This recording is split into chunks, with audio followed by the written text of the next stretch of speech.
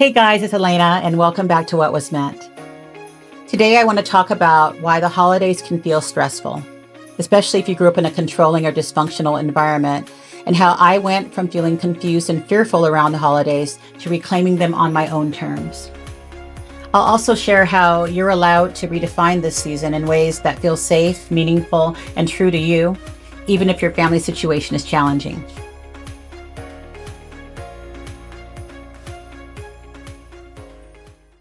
For many people, the holidays are a mixed bag. For some, they bring joy. For others, they bring grief, anxiety, loneliness, or old wounds to the surface. You see the commercials showing happy families gathering for meals, exchanging gifts, and enjoying each other's company. But what do you do when that picture-perfect image sold by the media doesn't reflect your reality? If this sounds like you, you're not alone, and you're not broken.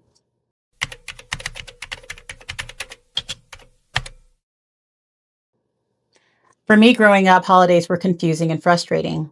When I was about 3 years old, my mother joined the Jehovah's Witnesses, a religion that takes itself very seriously, and in my experience, removes a lot of the fun from life.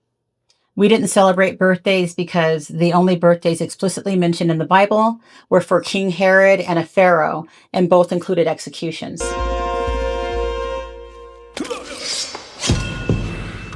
That's cold.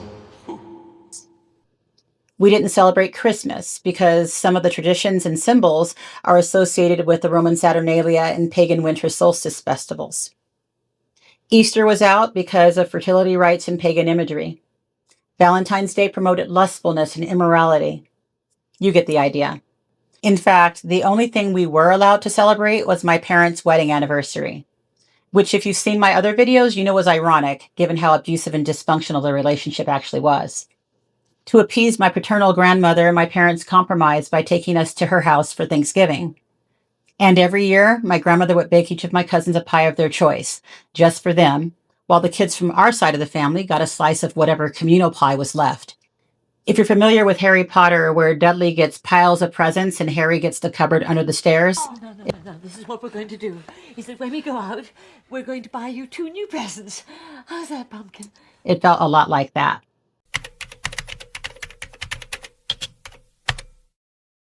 As a young adult, I started to push back against the religious teachings I'd been raised with. For example, in 1992, despite Jehovah's Witnesses forbidding participation in elections, I voted for the first time.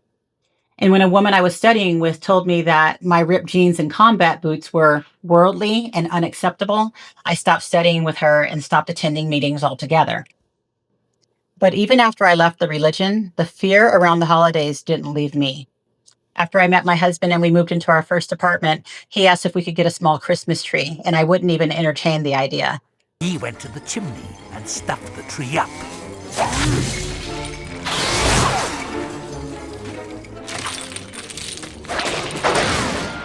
We compromised by joining his family for Christmas Eve dinner, with the caveat that I still didn't celebrate.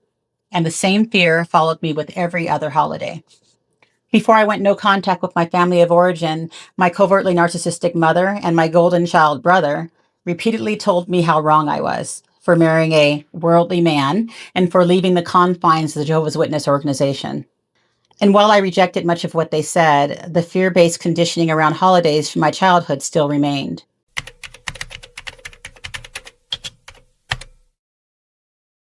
That all changed as our oldest son's first birthday approached in 1996. I'd gone no contact a few months earlier, and as a child, I'd prayed that God would allow me to have children of my own one day. After years of sexual abuse, I was afraid I wouldn't be able to. And during my first pregnancy, I developed a life-threatening condition that nearly killed me during labor. So by the time my son's first birthday approached, I felt incredibly blessed, and I felt a strong desire to celebrate him. When I told my husband how I felt, he asked why Jehovah's Witnesses were against birthdays, and I explained the stories about Herod and the Pharaoh.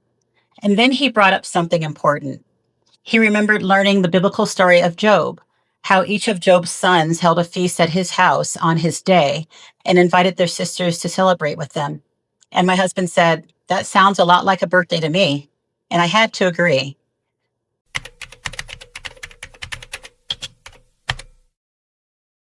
We sat down and went through everything I'd been taught about holidays. And for the first time, I asked myself whether I truly believed these things or whether I'd simply accepted them because of how they were framed. That was a major step in deprogramming. I realized that I didn't agree with the Jehovah's Witnesses' interpretation and that many of their arguments weren't about faith at all, but about control, isolation, and fear. So we celebrated our son's first birthday. And guess what? I survived without getting struck down.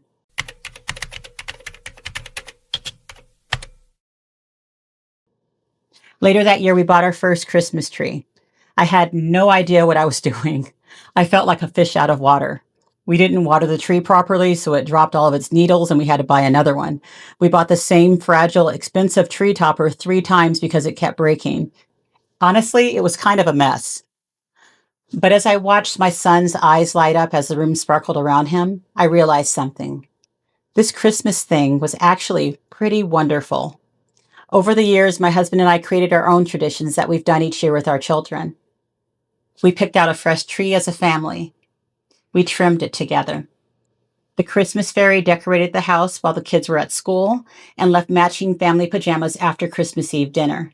And when our kiddos were old enough, we started watching Die Hard on Christmas Eve after changing into the PJs that the Christmas fairy had brought us. Come out to the coast. We'll get together. Have a few laughs. None of it was perfect, but it was ours. And I want to be clear about something because this matters.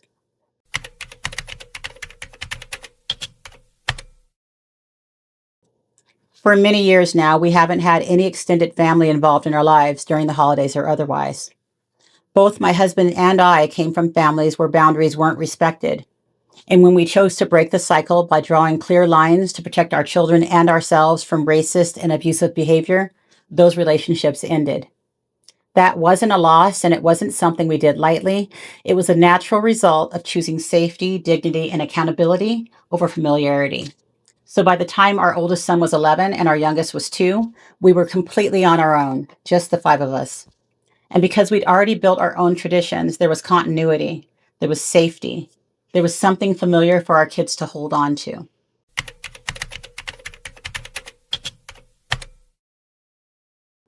I know some of you watching this are spending the holidays alone this year.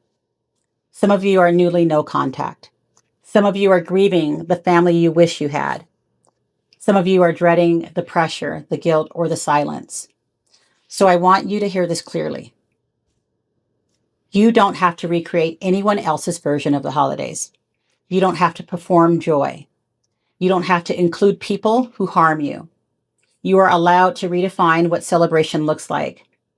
That might mean a quiet meal, a favorite movie, lighting a candle, going for a walk, creating a ritual just for you, dinner with friends who become your chosen family, or intentionally choosing rest.